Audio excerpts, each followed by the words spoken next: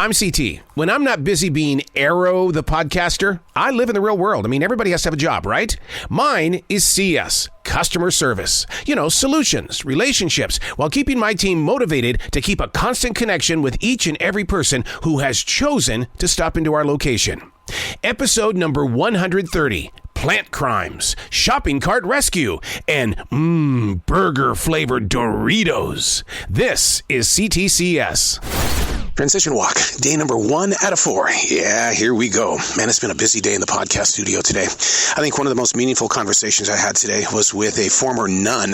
Her name is Catherine Coldstream. And we talked about, life at the grocery store and how people don't know how to treat nuns when they visit the grocery store.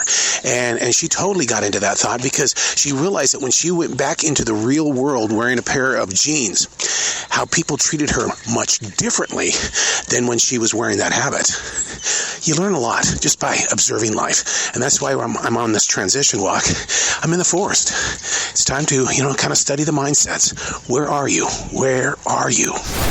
New guy Bill here. Had a pretty crazy, scary experience today. I understand that at 6 a.m. this morning they had to keep the store locked, which is our normal opening times, because a young lady was standing in front of the store with a pocket knife, digging through the plants.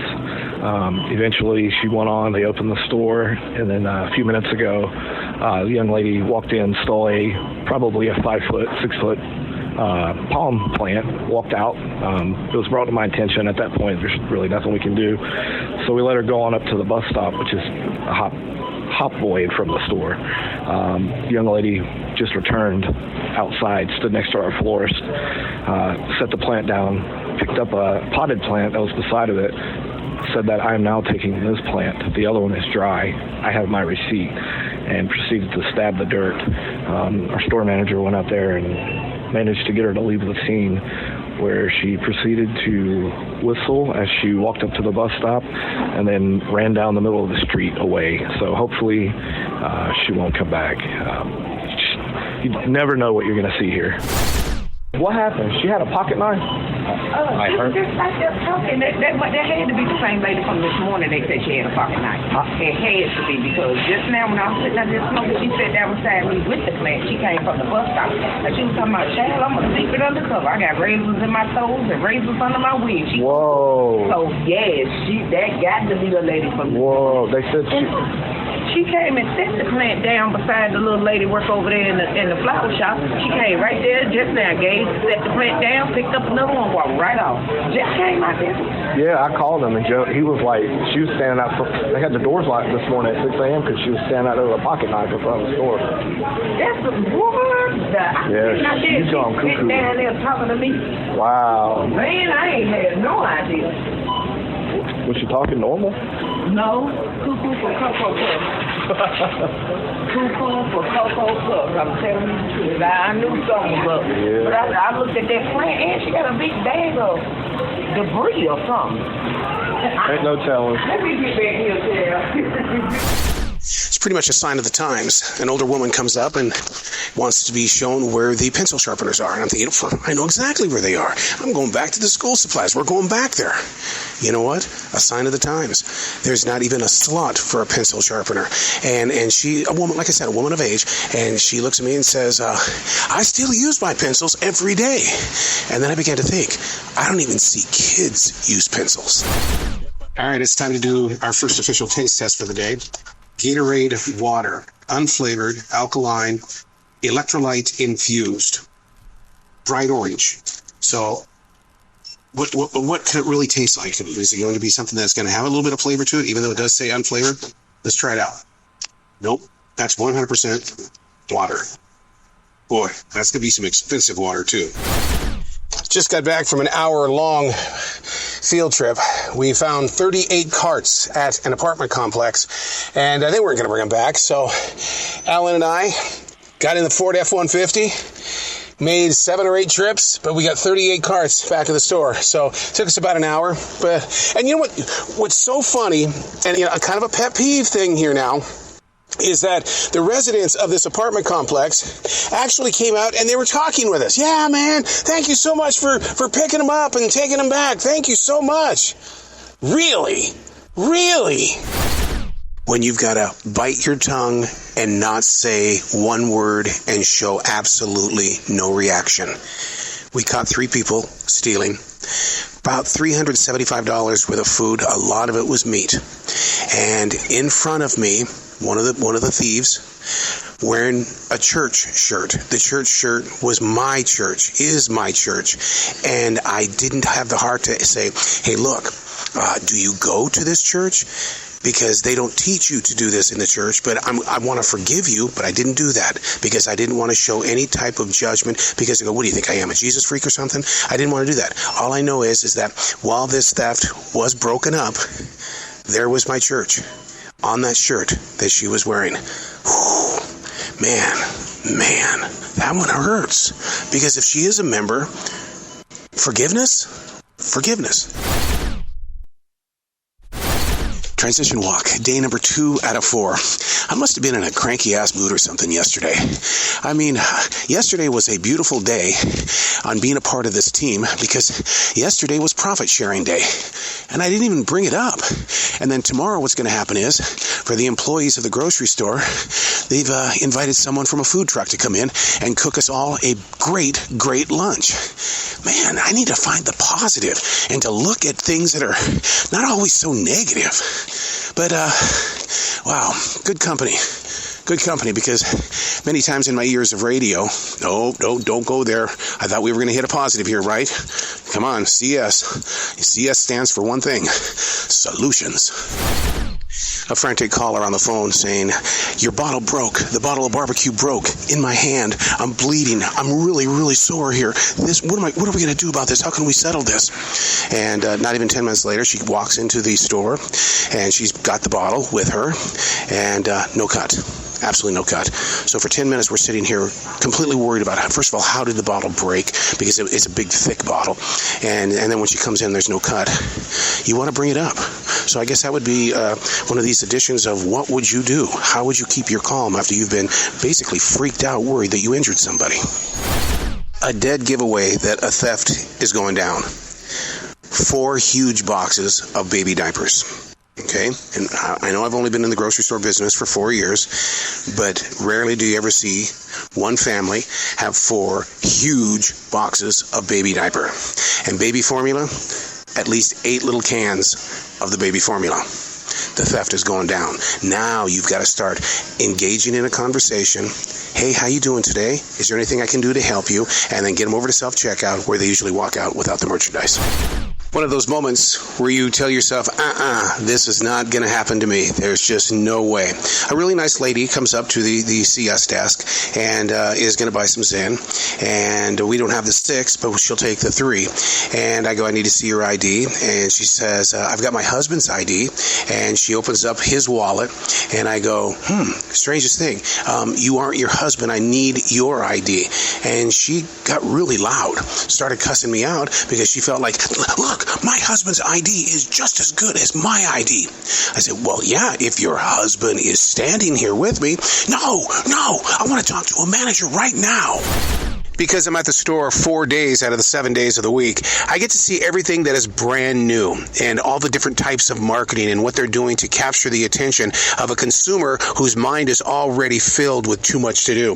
But I came across tonight Doritos late night, and what it is the sizzling cheese burger chip. Interesting. The way that they are creating all of these different flavors, and I can't help but wonder, is the consumer even taking note of these different changes? And how much money is being spent to get someone to say, oh, really? Well, maybe next time. But we're going to try this late night Doritos sizzling cheese burger kind of a flavor chip. Oh, man.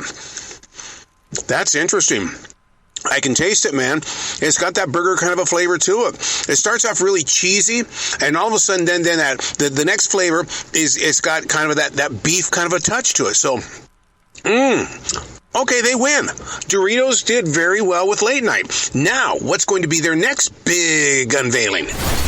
Transition walk, day number 3 out of 4. Just got out of an interview on a Saturday. Yeah, podcasting's every day, man. I take that crap seriously. The interview was with Ben Dusin, who's in Ukraine, right there on the border with Russia. And he's created a store where he's feeding the people. We talked about the starvation that's going on that newspapers here won't talk about. We talked about Putin's nuclear threat. And we really got into a real deep conversation with the most recent attack, ISIS, on Moscow, and how is that going to affect their lives right there on the border. And then you go to C.S. These conversations with people, it shows us what the real world is really like. And then you go into a grocery store, and you're just so goddamn grateful that it's not happening here. Employee Appreciation Day continues. This is the second day. First, we got the profit-sharing checks, and then today they've got a gigantic food truck for all the employees. And so you place your order, they call you out, you get your order, and you have a big feast. That's what I love about being with this company. I mean, since this new general manager, we've had Thanksgiving together. We've celebrated so many major events with food and music. You wonder why I do a transition walk? 3 hours at self-checkout on a day when the March Madness is taking place. This place has been hit so freaking hard. We have 4 no calls today.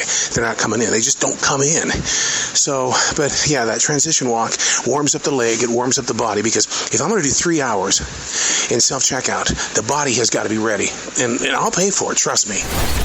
All right, so it's my turn to interview you. So you've been stuck over at self-checkout going on 3.5 hours almost. So how you feeling?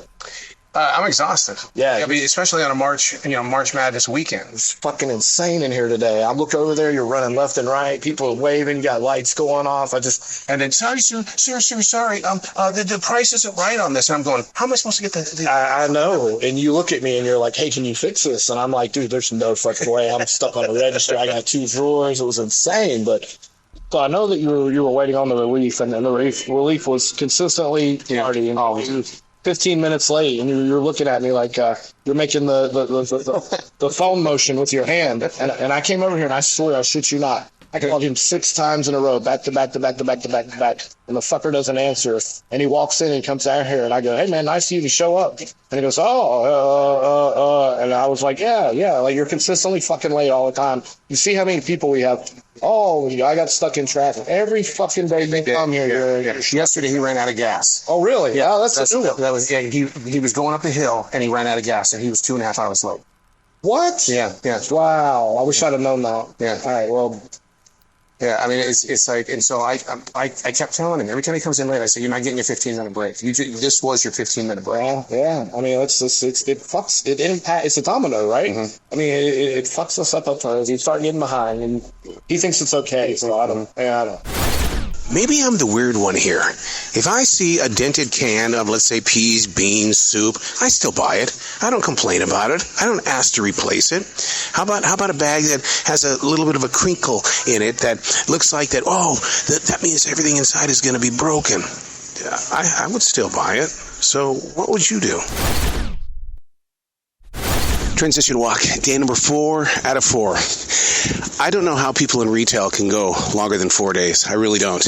Mentally and physically, your mind, body, and soul feel like they've been trapped in nothing but a vat full of lies. Stealers. People that don't care about you. They'll pretend the plastic candy-coated bathroom mirror smile, But I had to get my God on today, recharge the batteries, clear out the heart, and move forward. Because that's what it's all about, serving the people. I asked God, I said, please, God, where is the church you want me to be in? God put me in a grocery store. It's one of those Sundays where you get in the store and you better be going at 175 miles per hour. Hell no. I have to gradually get up to it. But the problem is that there's no putbacks right now. So then at that point in time, then you get on to the bagging and load as fast as you can so you can get that energy going, trying to get people moving. Every week we got to do it. We have to re-educate the consumer. When we used to have, buy two for $10, they would only buy one and get $5 off. It doesn't work that way anymore. It's like when you buy a Coke product, it says buy two, get three free. You've got to get all five. Same thing with the pizza. It's moving merchandise, and it's a creative way to do it. But these consumers have got to be re-educated, and they're not liking the rules. Many of our guests are pretty upset today because the store is so crowded. And what's getting them upset is that we are a community store. That means the community comes here. This is probably the first time in a couple of days or a week that they have seen each other. And they like to get together in the middle of aisle number 9, maybe the meat section, and have a conversation with their big old baskets full of food. And that upsets people because it stalls the traffic. And we don't have any police guards or anything like that saying, move it on, keep going. Nothing really to guide traffic along, but they're upset. Had to hurry up and get back here to the bathroom. My nose, this is allergy season. I felt like that I had this huge booger in my nose and was smiling at every guest that came up to the CS desk. I was like, guys, you got to give me a break here. I got to see if I got junk in my nose. Because the reality of it is that we don't really have any booger buddies anymore in this world. They won't sit there and say, hey, man, you got a Johnson stuck up in your nose. No, they'll just sit there. They won't say anything. But I felt like it. You could just feel the size of that booger. Get back to the bathroom. I didn't see anything. Well, there you have it. Another exciting edition of C.T.C.S. Hey, do me a favor. Create your own podcast. Let us inside your world of business. Let us see the wizards of your company. It creates a conversation. Plus, we learn to respect each other for what's really going on behind the scenes. I'll see you next week.